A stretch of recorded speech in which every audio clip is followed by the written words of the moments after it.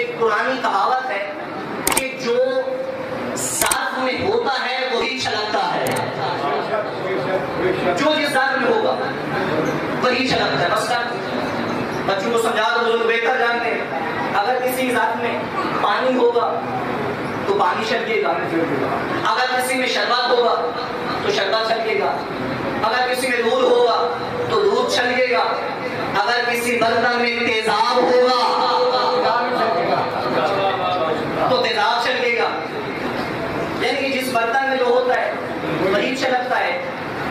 اب یہ دل جو ہے نا، دل کہتے ہیں دل بھی ایک ظرف ہے.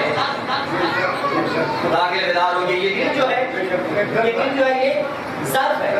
جو دل میں ہوتا ہے وہ زبان سے چھلکتا ہے. جو دل میں ہوتا ہے وہ زبان سے چھلکتا ہے. میں لمبی گفتگو نہ کروں. علماء اہل سنت میں سے ایک بزرگ عالم دین ہے علامہ ابن ابی الحدید.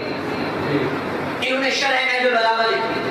شیعہ نہیں ہے، سنی ہے. انہوں نے نہج البلاغہ کی شرح لکھی. علامہ ابن ابی الحدید ایک مرتبہ تقریر کرنے کے لیے اٹھے. جب تقریر کرنے کے لیے اٹھے تو بہت توجہ سے سنیے گا یہ جملہ. تقریر کرنے کے لیے اٹھے. جب تقریر کے لیے اٹھے تو علامہ ابن ابی الحدید نے یہ جملے کہے. کہا کہ میں شیعہ نہیں ہوں.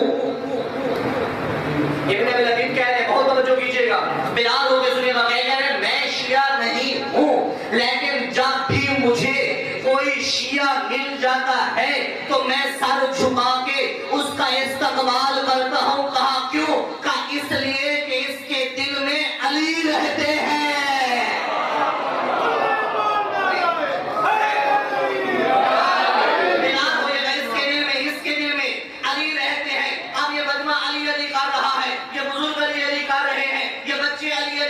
یہی تو سمجھانا چاہ رہے ہیں جو دل میں ہوتا ہے